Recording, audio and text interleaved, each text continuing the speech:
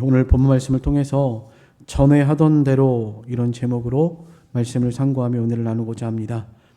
여기 10절 말씀에 오늘 본문 10절에 다니엘이 이 조서에 왕의 도장이 찍힌 것을 알고도 자기 집에 돌아가서는 윗방에 올라가 예루살렘으로 향한 창문을 열고 전에 하던 대로 하루 3번씩 무릎을 꿇고 기도하며 그의 하나님께 감사하였더라.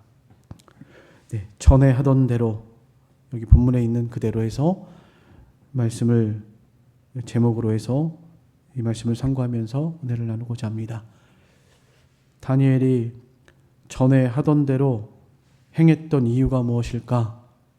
그 이유에 대해서 좀 생각을 해볼 것이고요. 우리가 오늘 성경에 기록된 대로 다니엘이 전에 하던 대로 행하였던 그 이유를 살펴보면서 우리도 성경을 통해서 지혜를 얻고 또 세상을 분별하고 믿음을 잘 지킬 수 있는 이런 성도들이 되시기를 간절히 소망합니다. 메대와 바사나라, 메대 사람 다리오라고 9장 1절에서도 말했고 11장에서도 말하고 있습니다. 이 다리오 왕은 성경에서 언급되고 있지만 세계사에서는 나타나지 않는 인물이라고 합니다.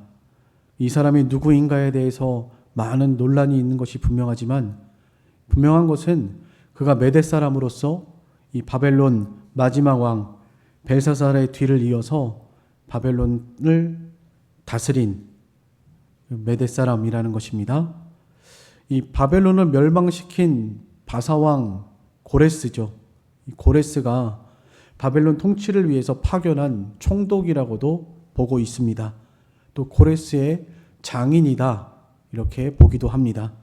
어쨌든 메대 큰 나라, 바사는 작은 나라인데 나중에는 역전이 되죠. 그래서 페르시아가 큰 나라를 집어먹고 페르시아가 그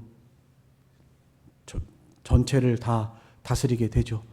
그 바벨론을 멸망시킨 왕은 사실 고레스 왕입니다.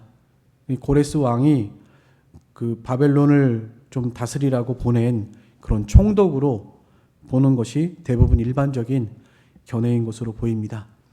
어쨌든 이 다리오가 총독으로서 때로는 왕으로서 바벨론 지역을 다스리고 있었습니다. 그런데 이 다리오 왕이 고관들 120명을 세워서 전국을 통치하게 하고자 했다고 그랬습니다. 그 120명을 세우고 또 그들 위에 총리 셋을 두었습니다. 그 총리 중에 한 사람이 바로 다니엘이에요. 특별히 다니엘은 이 다리오가 다스릴 때에도 다리오에게 굉장한 신임과 믿음을 얻었던 사람입니다. 그가 충성되었고 마음이 민첩하였고 다른 총리들과 고관들 위에 뛰어난 지혜가 있었다고 이렇게 말씀하고 있습니다. 그러니까 어떤 정치나 이런 국가적인 일을 논의할 때 다니엘이 그 중에서도 상당히 충성되고 뛰어난 사람으로서 왕에게도 크게 신임을 받고 그 왕이 이 다니엘을 얼마나 사랑하고 아꼈는지 오늘 본문을 통해서 잘 드러나고 있습니다. 그래서 다른 두 총리가 종으로 잡혀왔던 저 다니엘, 원래 바벨론 사람도 아니고 메데 파사 사람도 아니고 종으로 그렇게 포로 잡혀왔던 그런 사람 중에 한 사람이었는데 이 다니엘이 이렇게 왕의 신임을 받고 3명 총리 중에 한 사람으로 세워진 것 자체가 시기와 미움의 대상이 되는 거죠. 이 왕의 사랑과 신임을 얻으니까 다른 두 총리들 그리고 고관들이 다니엘을 시기하고 미워해서 어떻게 해서든지 다니엘을 좀 꼬투리를 잡아서 그를 좀 넘어뜨리려고 이렇게 왕의 신임과 총애를 좀 덜 받게 하려고 자신들이 좀 더 인기를 얻고 왕이 자신들을 더 신임하게 하려는 그런 마음을 가지고 다니엘을 이렇게 좀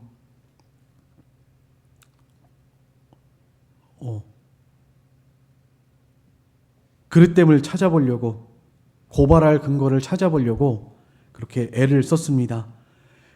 그런데 이 총리들과 고관들이 국사에 대해서 다니엘을 고발하려고 했지만 아무 근거도 아무 허물도 찾지 못하였다고 그랬습니다. 그것은 그가 충성되어서 아무 그릇됨도 없고 아무 허물도 없었기 때문이라고 4절에 말씀하고 있습니다. 이 다니엘은 참 지혜롭고 총명하고 뿐만 아니라 충성되고 또 인간적으로도 인격적으로도 뭐 흠잡을 데 없는, 정말 점과 흠이 없는 그런 사람이었던 것으로 보입니다. 우리나라에 정치하는 사람들 향해서 이런 말이 있죠. 털어서 먼지 안 나는 사람 없다. 네. 털면 다 먼지가 난다는 거죠. 흠이 있고 점이 있다는 거죠. 근데 이 다니엘은 아무리 고발할 틈을 찾아보려고 해도 틈이 없는 사람, 이 정치하는 일에 또 자기의 맡겨준 이 사명을 감당하는 일에 조금도 흠잡을 것이 없는 그런 사람이었다는 것을 우리는 오늘 본문을 통해서 알 수가 있습니다. 참으로 민첩하고 뛰어나고 지혜롭고 충성된 이런 다니엘의 모습을 오늘 말씀을 통해서 보게 됩니다. 우리가 이런 다니엘의 모습을 본받아서 누가 봐도 흠이 없는 사람이 되도록 힘을 써야 될 것 같습니다. 이 총리들과 고관들이 다니엘을 어떻게 고발할까 모의를 하던 중에 그가 매일 3번씩 창문을 열고 기도하는 모습을 보고서 그 점을 이용해서 고발해야 되겠다 하는 생각을 하게 됐습니다. 그래서 이들이 생각해낸 것이 왕 외에 어떤 신에게나 사람에게 무엇을 구하지 못하게 하는 금령을 세우는 것이었습니다. 이건 상당히 왕에게는 아부아첨하는 좋은 말로 들렸을 것입니다. 또 역사적으로도 왕들이 이렇게 새로 바뀌게 되면요, 이렇게 자신의 권위에 복종하게 하기 위해서 이런 일들이 성경에도 계속 기록되어 있더라고요. 신상을 세워놓고 신상하게 절하라. 우리나라는 일제가 우리나라를 침공했을 때 일제 신사에 참배해라. 모든 나라의 국민들에게 일제 신사 참배를 강요했습니다. 그러니까 내가 섬기는 신, 나에게 굴복하라는 것이죠. 정치적으로 굉장히 중요한 그런 과정 중에 하나였던 것 같습니다.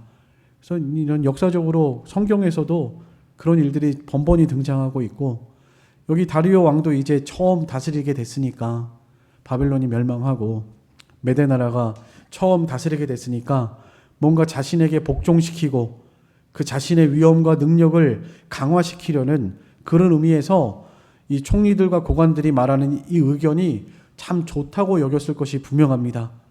그래서 좋다. 그래, 한 달 동안 나 외에는 다른 신에게나 다른 사람에게 무엇을 구하지 못하게 하는, 또 절하지 못하게 하는 이런 금령을 세우자. 그래서 30일 동안 그렇게 하기로 하고, 만약에 이것을 어길 경우에는 사자굴에 던져 넣읍시다. 그래서 왕이 그것을 허락해서 금령을 발표하고 그렇게 법으로 세워서 도장을 찍고 금령을 선포하게 되었습니다. 그러니까 더 이상 이제 다니엘이 하나님께 기도할 수 없는 그런 상태가 된 것이죠. 그러나 이러한 상황 가운데에서 다니엘은 이 사실을 잘 알고 있으면서도 전에 하던 대로 자기 집 윗방에 올라가서 예루살렘을 향한 창문을 열어놓고 하루 3번씩 무릎을 꿇고 기도하며 하나님께 감사했다고 말하고 있습니다.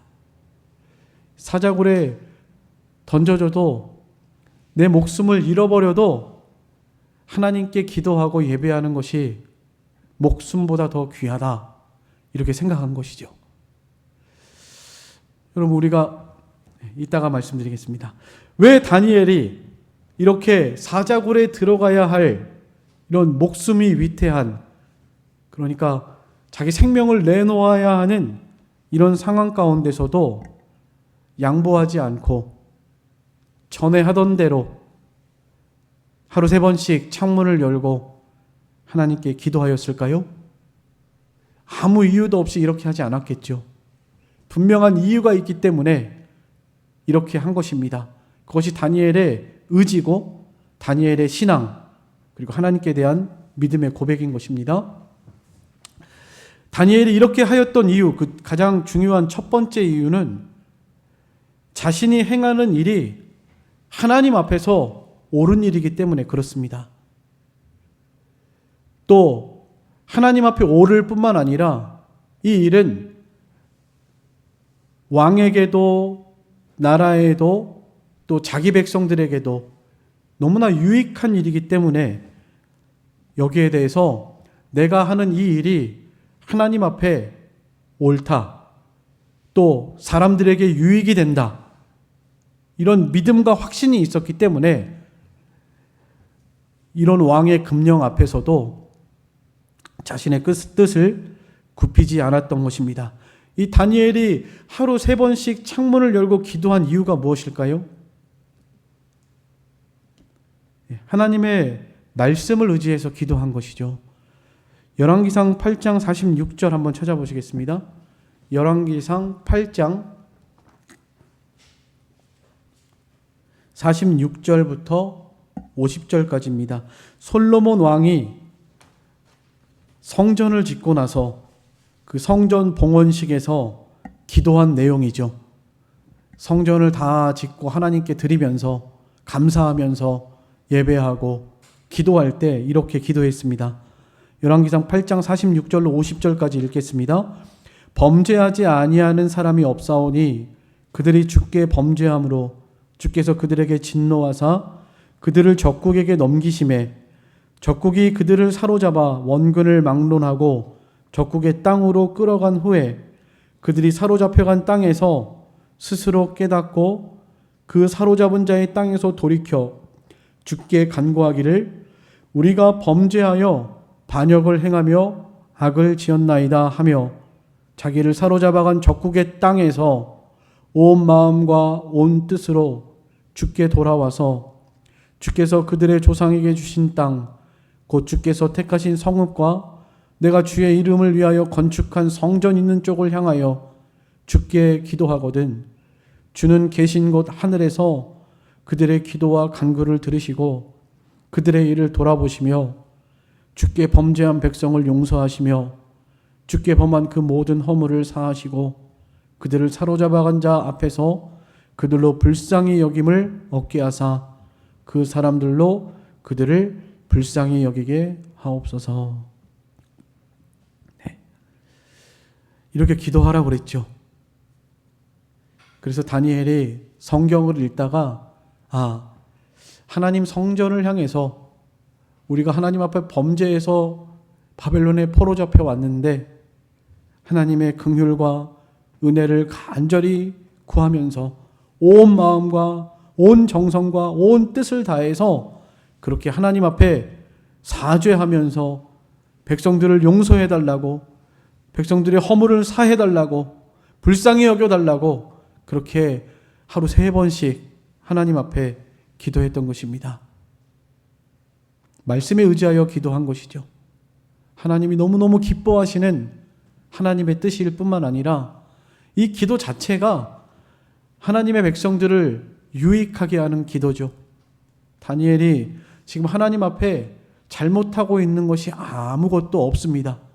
아무리 생각을 해봐도 양심적으로도 이것은 하나님 앞에 너무나 옳은 일이고 또 하나님 말씀에 비춰봐도 옳은 일이기 때문에 그래서 이 옳은 일에 대해서 뜻을 굽히지 아니하고 전에 하던 대로 그대로 그렇게 하루 3번씩 창문을 열고 예루살렘을 향해서 기도했던 것을 우리는 볼 수가 있습니다.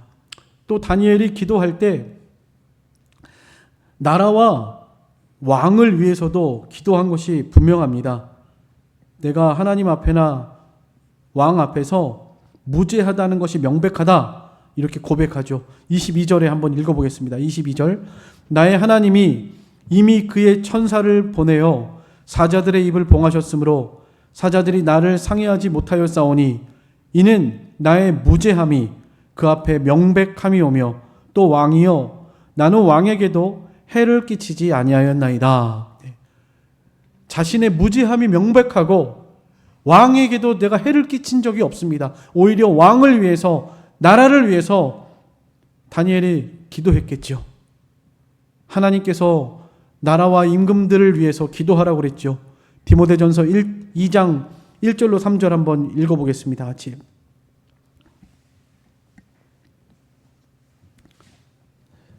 디모데전서 2장 1절로 3절입니다. 다 같이 읽겠습니다. 시작. 그러므로 내가 첫째로 권하노니 모든 사람을 위하여 간구와 기도와 도구와 감사를 하되 임금들과 높은 지위에 있는 모든 사람을 위하여 하라. 이는 우리가 모든 경건과 단정함으로 고요하고 평안한 생활을 하려 함이라. 이것이 우리 구주 하나님 앞에 선하고 받으실 만한 것이니 하나님은 모든 사람이 구원을 받으며 진리를 아는 데 이르기를 원하시느니라. 네. 모든 사람을 위해 기도하되 첫째로 권하노니 임금들과 높은 지위에 있는 사람들을 위해서 하라고 말씀하고 있습니다. 다니엘도 하나님의 사람이고 또 하나님께 기도하는 사람으로서 나라를 위해서 또 왕을 위해서 하나님 앞에 기도한 것이 분명합니다. 그러니까 왕에게도 내가 전혀 해를 끼친 적이 없다. 이건 하나님이 아시고 내가 무죄하다. 이건 내가 옳지 않은 일을 행한 적이 없다. 내 무죄함이 명백하다.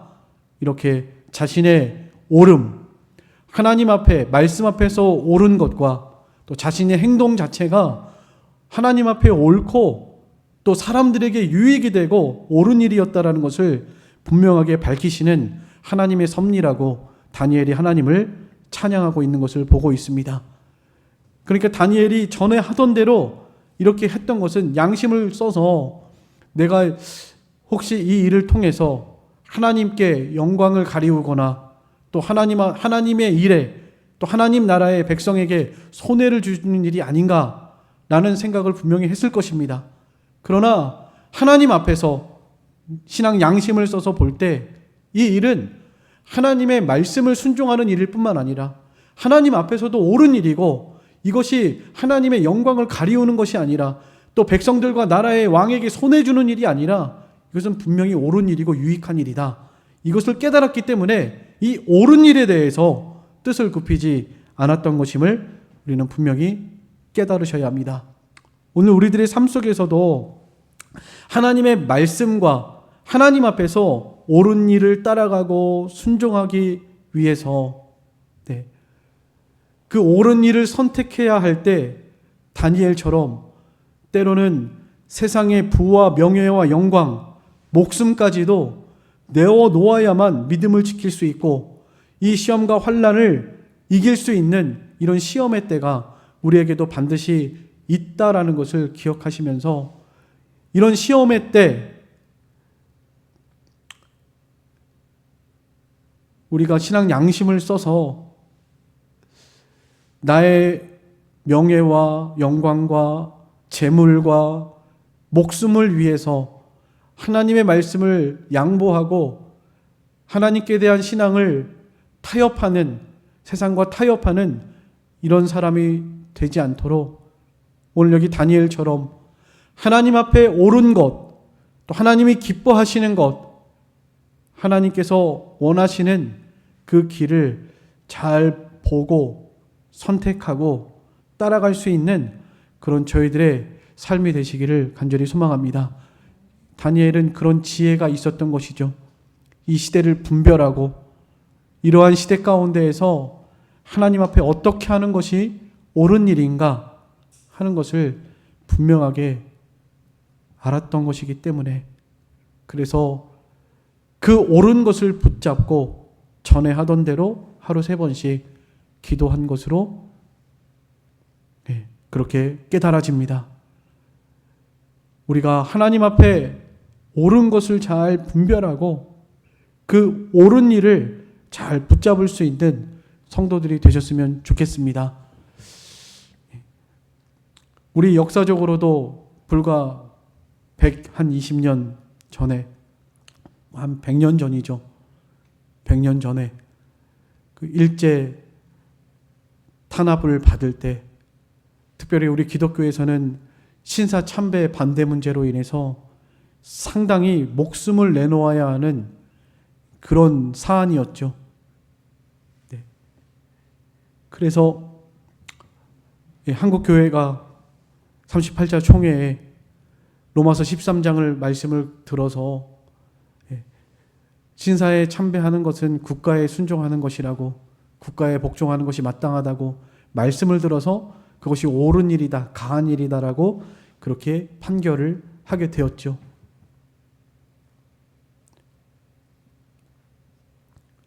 그때 일본 군인들이 총을 들고 뒤에서 서 있었다고 합니다. 만약에 신사 참배에 대해서 반대하는 결의를 한다면 다 쏴 죽일 심산으로 그렇게 서 있었던 것이죠. 그러니까 여러 가지를 생각할 때 하나님의 말씀을, 옳은 것을 붙잡는 것보다 다른 것을 붙잡았기 때문에 그렇게 결의한 것으로 보여집니다. 그래도 그 가운데에서도 일부 소수지만 그 소수가 신사 참배하는 것은 옳지 않다, 하나님의 말씀에 위배되는 것이다, 신앙 양심을 써서 그들에게 대항하고 그러다가 매맞고 옥에 갇히고 죽임을 당하는 이런 일들이 있었습니다. 그 당시에는 소수였고 또 대다수가 그들을 멸시했죠. 너희들만 예수 믿느냐? 왜 다 이렇게 우리가 결의한 것에 대해서 너희들만 그렇게 아니라고 하느냐 하면서 오히려 그들을 지탄하고 그들을 핍박하고 손가락질 했었죠. 그러나 후대에 역사가 증거하죠. 후대에 우리 성도들, 지금 현재 평안한 가운데에서 그런 혼란을 겪지 않았던 우리들의 입장에서 볼 때는 분명히 명백한 것이죠. 하나님 앞에 옳은 것은 무엇이었는가가 명백한 것이죠. 명백한 것. 신사참배를 거부하고 반대하다가 투옥하고 목숨을 잃을지언정 그 신사참배에 대해서 대항하고 반대했던 사람들이 옳은 것이고, 그래서 오늘날 우리들은 후대에 그렇게 주기철 목사님이라든지 이기선 목사님이라든지 이런 신사참배를 반대하다가 옥에 갇히고 죽임을 당하셨던 이런 분들에 대해서 굉장한 존경심을 가지고 또 그들의 신앙을 위대하게 평가하는 역사가 그것을 증거하고 있는 것이죠. 가깝게는요, 우리 2020년도에 코로나가 있었죠. 한 3년 동안 코로나 때문에 여러 가지 힘들고 어려운 환난과 시험들이 많이 있었지만 그 중에 하나님께서 이 한국 교회가 하나님 앞에 정말 예배를 얼마나 사모하는지, 이 예배에 대한 사모함에 대해서 시험하셨다고 생각합니다. 그 전에는 많은 목사님들이 예배는 목숨보다 중요하니까 목숨 걸고 예배 드려야 한다고 그렇게 말씀하시고 설교하셨던 분들 정말 많습니다. 그런데 코로나가 터졌을 때 전염병으로 인해서 예배를 금지하십시오. 예배 금지법이 내려왔었죠. 우리 여기도 공문이 왔습니다. 예배 금지, 딱 이렇게 해서.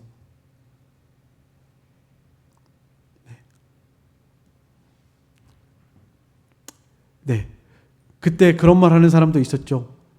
신령과 진정으로 하나님께 예배하면 어디서나 예배해도 하나님이 들으시고 받으시고, 집에서 유튜브로 예배 드려도 하나님이 받으시는데 굳이 왜 그렇게 사람들이 싫다고 하는데 예배드리려고 하느냐?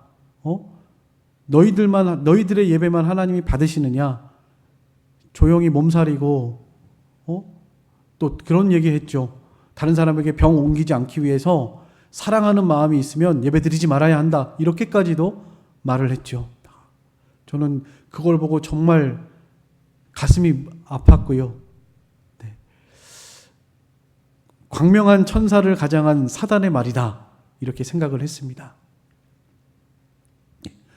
다니엘도 한번 보세요. 다니엘이요. 지금 목숨이 위태로운 이 시기에 굳이 창문 열어놓고 기도할 필요가 있나?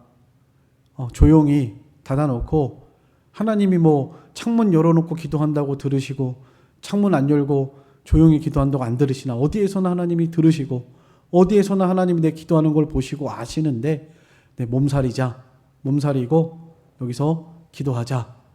만약에 이렇게 했다면 창문 닫아놓고 조용히 방 안에서 골방에서 조용히 기도할 수도 있었겠죠. 당연히 하나님은요, 신령과 진정으로 예배하는 자들의 기도를 들으시고 또 하나님은 영이시기 때문에 어디서나 무엇으로 어떻게든지 하나님께 신령과 진정으로 영과 진리로 예배하고 기도하면 어디서나 받으시는 하나님이시 분명한 사실이죠. 그러나 굳이 다니엘이 이렇게 했던 이유는 그것이 시험의 때라는 것을 알았기 때문이고요. 이것이 시험의 때라는 것, 사단이 유혹하는 것이라는 것을 분명히 알았기 때문에 하나님이 주신 지혜로 이 시험, 유혹을 분별했기 때문에 그렇게 할 수 없었던 것입니다. 이건 사단의 시험, 유혹의 때인 거죠. 저는 코로나 시대 때 예배 금지법이 발의됐을 때도 이와 같은 맥락에서 생각을 합니다. 그때도요, 정말 끝까지 예배를 고수하고 예배를 드렸던 교회와 목사님들이 많습니다. 우리 교회야 작아서 좀 띄엄띄엄 앉아서 예배 드리면 누가 와서 점검을 해도 법에도 위촉되지 않고 저희는 계속해서 예배를 드렸습니다. 그러나 큰 교회 같은 경우에 그렇게 예배드리기가 사실 쉽지 않았을 거예요. 그럼에도 불구하고 어떤 교회는 안에서 예배드리면 법에 제약이 있으니까 밖에서 예배드리자. 야외에서는 제약이 없으니까요. 야외에서 의자 펴놓고 의자 깔아놓고 눈이 오건 비가 오건 상관없이 그렇게 야외에서 예배드렸던 교회도 있다고 그래요. 얼마 전에 고신직 총회 그 유튜브를 잠깐 또 이렇게 전달이 돼서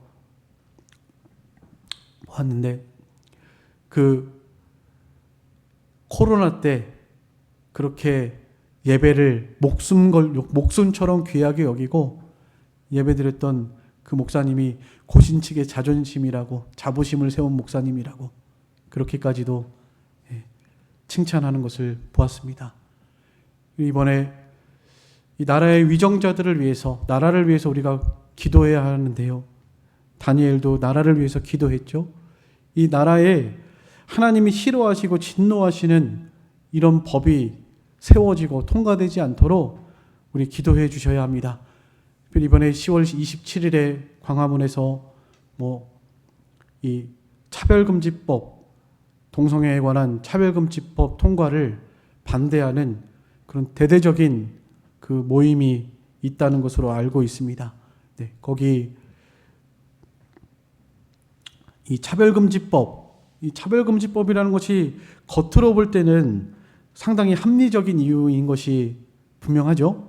합리적으로 성별이나 장애나 또 병역이나 나이나 성적 지향이나 국가, 민족, 인종, 이런 피부, 언어 이런 것들을 가지고 그 고용이나 교육기관에서 교육 및 직업 훈련 등을 통해서 차별을 받지 않도록 하는 이런 법률이라고 그래요.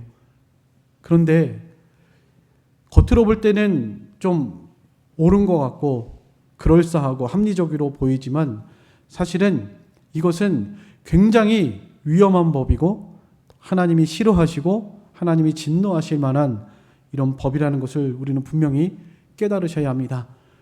이 동성애자들 차별하지 말자는 거고 동성애를 합법화하자는 것이고 또 각자 성적인 취향들을 인정해 주자는 것이고 그렇게 말하는 사람에 대해서 오히려 역차별하는 오히려 그들을 고소하고 그들을 차별하는 이런 역차별적인 법이라는 것을 우리는 분명히 기억해야 합니다.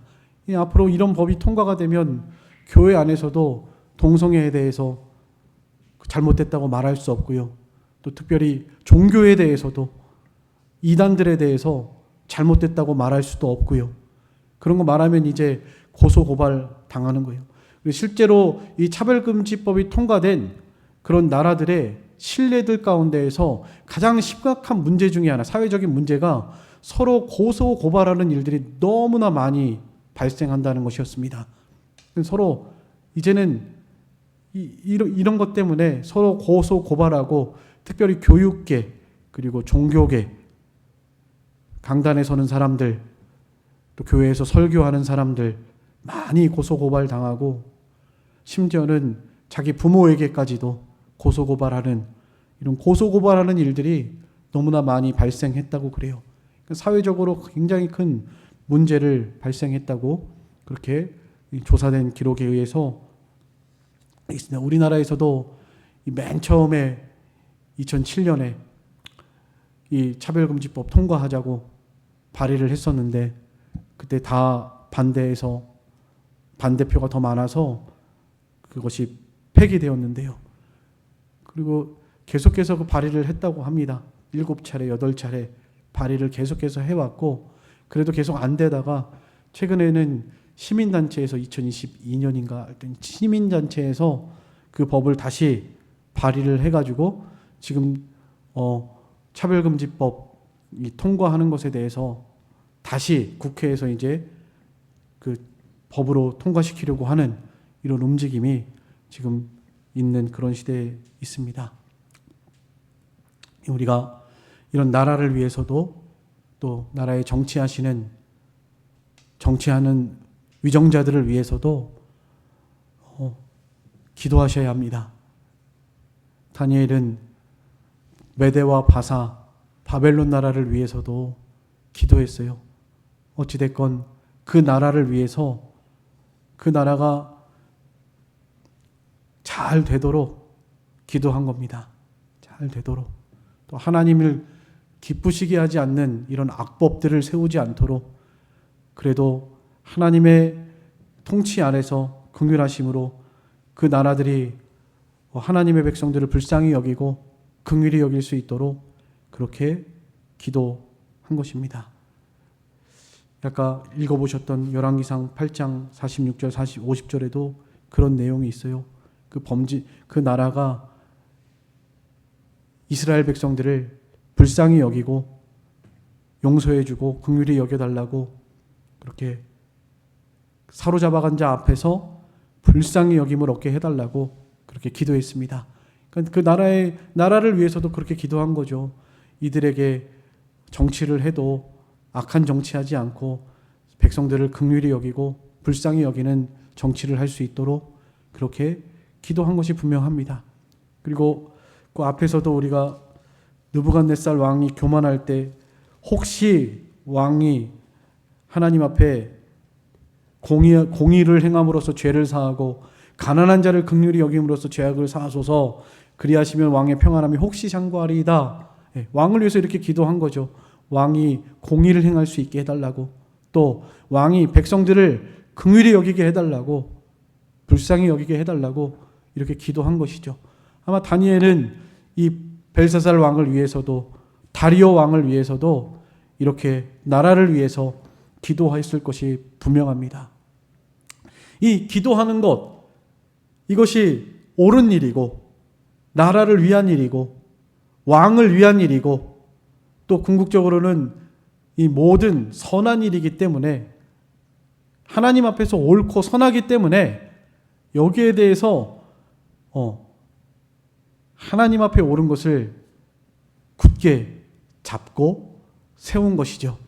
그래서 다니엘이 전에 하던 대로 그렇게 행했던 것은 자신이 행하는 일이 하나님 앞에서 옳고 유익한 일이기 때문이었고, 두 번째는 이것이 사단의 시험이라는 것을 알았기 때문입니다. 아까 말씀드린 것처럼 굳이 왜 창문을 열고 3번씩 기도했는가?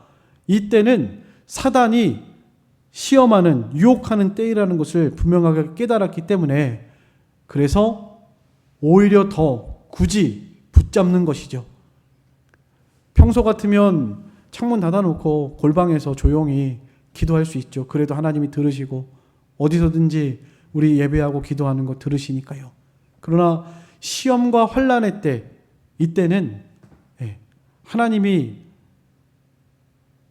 그 마음과 중심과 뜻을 살피시니까요. 하나님 앞에서 자신의 신앙과 의지를 분명히 드러낸 것이고, 사단의 유혹 앞에서 결코 물러나지 않는, 양보할 수 없는 자신의 신앙의 정조를 굳게 지키는 그런 행위였다라고 우리는 볼 수가 있습니다. 시험이 올 때 그 시험을 잘 이기려면 하나님의 지혜를 구해야 합니다. 이것이 시험인지 아닌지 분별하는 것도 하나님의 지혜를 구해야 하고요. 이 시험의 때에 어떻게 하는 것이 하나님을 기쁘시게 하고 옳은 일인지 자신의 그 행위와 선택에 대해서도 하나님께 구하셔야 하고요. 또 그 하나님 앞에 옳은 것을 순종할 때 여러 가지 힘들고 어려운 일, 특별히 목숨을 걸어야 하는 이런 위태로운 일 앞에서 하나님의 도우심과 능력과 은혜를 구해야 하기 때문에 우리는 여러 가지 시험 앞에서 하나님 앞에 지혜를 구하는 성도가 되어야 하는 것입니다. 야고보서 1장 2절로 5절 말씀 한번 읽어보겠습니다. 야고보서 1장 2절로 5절까지 같이 읽겠습니다. 시작. 내 형제들아, 너희가 여러 가지 시험을 당하거든 온전히 기쁘게 여기라. 이는 너희 믿음의 시련이 인내를 만들어내는 줄 너희가 알미라. 인내를 온전히 이루라. 이는 너희로 온전하고 구비하여 조금도 부족함이 없게 하려 함이라.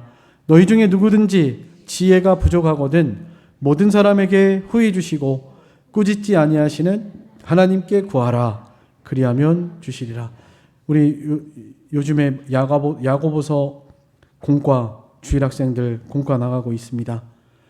여러 가지 시험, 성경에서 말하는 시험을 크게 2가지로 해석할 수 있습니다. 하나님께로부터 오는 테스트, 또 마귀나 우리 욕심으로 발생하는 유혹, 템테이션, 2가지를 한국말로는 그냥 다 시험으로 번역을 했습니다. 그러나 이 시험이라고 번역한 것을 2가지 의미로 분명히 보셔야 합니다. 어떤 것은 하나님께로부터 오는 시험이 있고, 어떤 것은 마귀로부터 오는 유혹, 내 마음속에 부패한 마음에서부터 오는 그런 유혹의 것이 있는데요. 이런 모든 것을 포함하는 여러 가지 시험이 올 때 우리는 상당히 불편한 상황, 또 고난과 고통과 환난과 핍박과 어려움을 당하게 되는 그런 여러 가지 상황을 말하는 것입니다. 이런 여러 가지 시험이 올 때 어떻게 해야 되는가? 첫 번째는 온전히 기쁘게 여겨라 말씀하셨고요. 그리고 2번째는 하나님께 지혜를 구해야 한다 말씀하셨고요. 그리고 3번째가 인내해야 한다라고 말씀하고 계십니다. 시험이 올 때 3가지입니다. 하나님의 뜻을 생각하면서 온전히 기쁘게 여기고, 그리고 하나님께 지혜를 구해서 그 시험을 잘 분별하고 이길 수 있는 지혜를 구하고, 또 이길 수 있도록 도우심을 구하는 지혜를 구해야 하는 것입니다. 이 다니엘이 이런 시험이 왔을 때 하나님께 기도했을까요? 안 했을까요? 당연히 했겠죠. 네.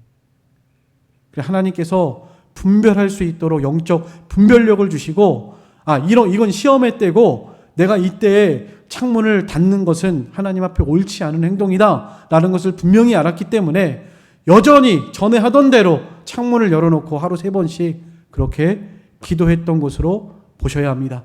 하나님께서 주신 지혜로 시험을 이기는 시험에 합당한 자신의 행동을 여감없이 드러낸 것이라고 우리는 볼 수가 있습니다. 우리는 이런 시험 앞에서 하나님의 지혜를 구하고 하나님이 기뻐하시는 것을 선택할 수 있는 용기와 결단이 우리에게도 필요하고 또 그렇게 감당할 수 있을 만한 하나님의 도우심이 필요하기 때문에 반드시 지혜를 구해야 합니다. 그리고 인내해야 해요. 언제까지 인내하라고 그랬죠? 옳다 인정하심을 받을 때까지 잘 참으라고 그랬습니다. 이 다니엘은 언제까지인가요? 옳다 인정하심을 받을 때가 사자굴에 던져지는 때까지예요. 그때까지 말씀을 붙들고 믿음을 잘 지키라는 거죠.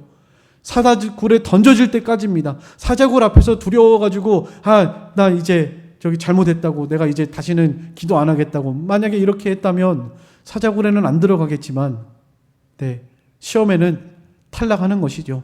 낙제되고 마는 것이죠. 사자굴에 던져질 때까지죠.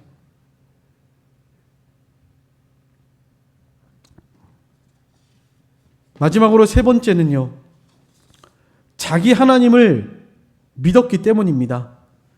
다니엘 6장 23절입니다. 23절 한번 같이 읽겠습니다. 23절 다 같이 시작.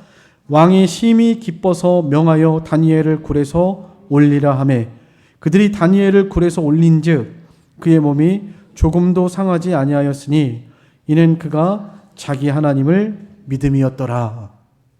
자기 하나님을 믿었기 때문이라고 분명하게 말씀하고 있습니다. 사자굴 앞에서도 두려워하지 않고 이 자기의 믿음을 지킬 수 있었던 것, 그것은 그가 하나님을 믿었기 때문입니다. 어떻게 믿었을까요? 하나님을. 우리 앞에서 3장에서 보셨던 다니엘의 세 친구들 하나냐와 미사엘과 아사랴가 생각나시죠? 왕보다 누가 더 높아요? 하나님이 더 높으시죠. 왕의 명령보다 하나님의 명령이 더 높고 귀한 것이죠. 하나님을 최고로 경외하는 믿음이 있었기 때문입니다. 하나님의 말씀 앞에서 어느 것이 옳은가 판단할 때 왕의 명령보다도 하나님의 말씀이 더 높고 그것이 더 귀하기 때문에 왕의 명령이 아무리 엄해도 하나님의 말씀을 양보하면서까지 할 수 없었던 것입니다. 다니엘에게는 하나님을 최고로 경외하는 믿음이 있었어요. 왕보다도 사자굴보다도 하나님이 더 크고 두려운 거죠. 사자굴에서는 찍혀야 육신의 몸 죽는 거죠. 그러나 예수님께서도 분명히 말씀하신 것처럼 몸과 영혼을 능히 지옥에 멸하시는 이를 두려워하라 말씀하셨죠. 하나님은 우리의 몸과 영혼까지도 다 지옥에 멸하실 수 있는 크고 두려우신 분이시죠. 또 세상이 우리를 목숨을 이렇게 뺏는 것처럼 보이지만 사실은 하나님이 허락하셔야 되는 겁니다. 목숨도 하나님께 달려있죠. 거기서 죽는 것이 하나님의 뜻이면 죽는 거고 사는 것이 하나님의 뜻이면 사는 것입니다. 그래서 풀무불에 들어갔던 다니엘의 세 친구들도 하나님이 보호하셔서 살아나왔고 다니엘도 사자굴에 던져졌지만 하나님이 천사를 보내서 사자들의 입을 막아서 보호하심으로 그가 살아나오게 되었습니다. 살고 죽는 것이요 하나님께 달려 있습니다. 그러니까 우리는 두려워하지 말고, 물론 어렵죠. 실제로 우리 앞에 이런 죽음의 일 닥쳐온다면 우리는 과연 믿음을 지킬 수 있을까? 쉽지 않은 일이죠. 그러나 우리 마음에서부터도 그런 결단과 각오가 없다면 당연히 시험이 올 때 넘어지고 말 것입니다. 적어도 우리 마음에 지금 이 순간 말씀을 듣는 이 순간에는 내가 사자굴에 던져질지라도 하나님의 말씀을 더 귀한 것으로 소중히 여기고 내 목숨을 위해서 말씀을 양보하지 않겠습니다. 나는 분명히 그럴 수 있습니다. 나는 이런 결단과 각오가 우리에게 있으셔야죠. 있어도 사실은 어렵죠. 있어도. 그래서 하나님의 지혜, 도우심을 구해야 하는 것입니다. 또 하나님의 만능을 믿는 믿음이죠. 뭐 사자굴에 던져봤자 하나님이 살리시면 살고 하나님이 죽이면 죽는 거죠. 사자들의 입에서 하나님이 건져내실 수 있는 능력의 만능의 하나님이신 것을 믿은 것입니다. 아브라함은 이삭을 죽인 다음에 어떻게 믿었죠? 죽이려고 할 때 진짜 딱 결단하고 확실하게 이제 죽이려고 마음을 딱 먹었을 때 아브라함의 마음에 어떤 마음이 있었죠? 내가 혹시 이삭을 죽여도 하나님이 죽은 자 가운데에서 이삭을 살려서 하나님의 말씀을 이루실 거야. 이런 믿음이 있었죠. 이런 하나님의 만능, 죽은 자를 살리시는 하나님을 믿는 믿음이 있었기 때문에 아브라함이 이삭을 바칠 수 있었고 사드락 메삭 아벳느고 다니엘 세 친구들이 풀무불에 두려워하지 않고 던져질 수 있었고 다니엘이 사자굴을 두려워하지 않고 사자굴의 앞에서도 믿음을 지킬 수 있었던 것입니다. 우리에게도 하나님의 이런 능력, 만능을 믿는 우리들의 신앙생활이 되었으면 좋겠습니다. 근데 참 안타까운 것 같아요. 우리 인간의 이 모든 생사화복, 가난하게 되고 부하게 되는 거, 낮아지고 높아지게 되는 거, 이 모든 것이 하나님께 달려있는데 사실은 그렇게 생각하지 않고 살아가는 성도들이 거의 대부분인 것 같습니다. 그저 세상에서 무엇을 먹을까, 무엇을 입을까, 무엇을 마실까, 어떻게 하면 조금 더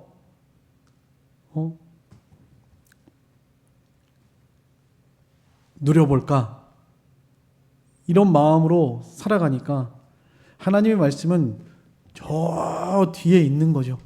저 뒤에 있어서 우선 내 바쁜 일부터 하고 보는 거죠.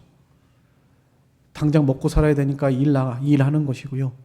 주일날도 자기 날이 아닌데 자기 날처럼 생각하고 하나님의 날을 도적질해서 사용하고 자기 쾌락, 향락을 위해서 사용하고 우리가 참 믿음 없이 살아갑니다.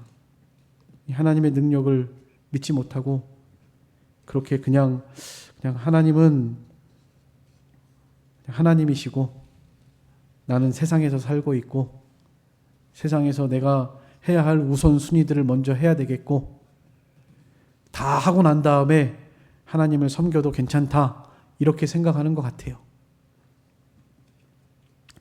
종교 생활이죠. 하나님을 참 신으로 믿는 믿음이 아니라 그냥 종교 생활하는 것으로 보여집니다. 하나님의 만능을 믿지 못하고 살아갑니다. 거의 대부분이 그런 것 같아요. 너무나 안타깝고 속상하고 또 낙심되고 그렇습니다. 이 하나님을 믿지 못하고 살아가는 이런 시대에 살아가고 있습니다. 너무나 살기 좋으니까 뭐 굳이 하나님이 개입하지 않아도 먹고 살만하고 등 따시고 배부르고 별로 어려움이 없고 실제로 피부로 느끼지 못하니까 그냥 그렇게 살아가는 것 같습니다.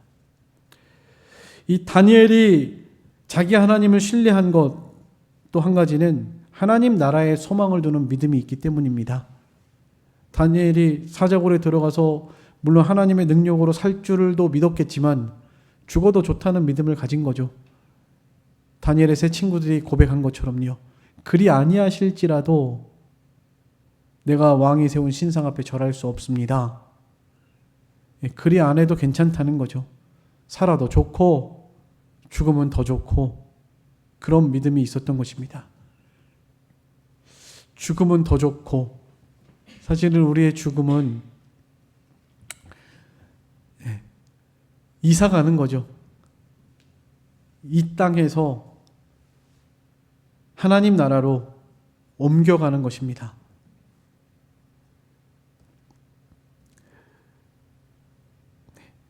하나님 나라에 소망을 두는 일, 이 믿음이 있었기 때문에 다니엘이 사자굴 앞에 두려워하지 않았습니다. 또 하나님의 신실하심을 믿는 믿음입니다. 하나님께서 하나님 앞에 옳고 바르게 행한 거 다 알아주실 것이고, 또 하나님께서 중심을 보시니까 그래도 내가 하나님 앞에 옳고 바르게 행한 것, 공의를 행한 것, 또 백성들과 나라를 위해서 유익을 행한 것, 이게 하나님 앞에 너무나 옳은 것이 명백하니까 그런 하나님의 신실하심을 믿고 세상 어떤 명예, 영광, 권세, 부, 사자굴의 두려움 앞에서도 하나님 앞에 옳은 것을 지키면 하나님이 갚아주실 것이라는 그런 신실한 하나님을 믿는 믿음이 있었기 때문에 이렇게 사자굴 앞에서도 두려워하지 않고 믿음을 지킬 수 있었던 것으로 생각이 됩니다. 말씀이 그렇게 증거하고 있고요. 하나님을 믿는 믿음, 자기 하나님을 믿는 믿음 있었기 때문입니다. 오늘 이 말씀 앞에서 사실은 참 부끄럽고요. 또 이 말씀을 전하면서도 우리의 현실, 우리의 모습이 이와 같지 않은 것을, 이와 같지 않음이 너무나 명백하니까 너무나 안타깝고 속상하고 그렇습니다. 그래도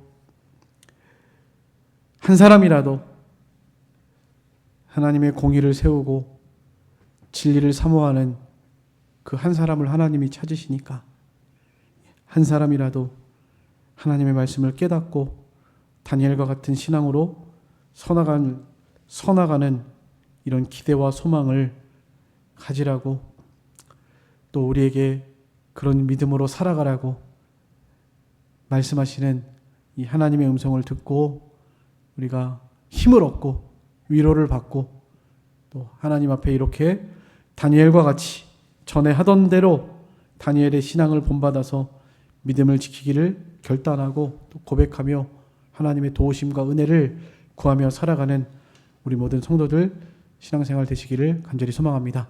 시간 잠깐 통성으로 우리 기도하겠습니다.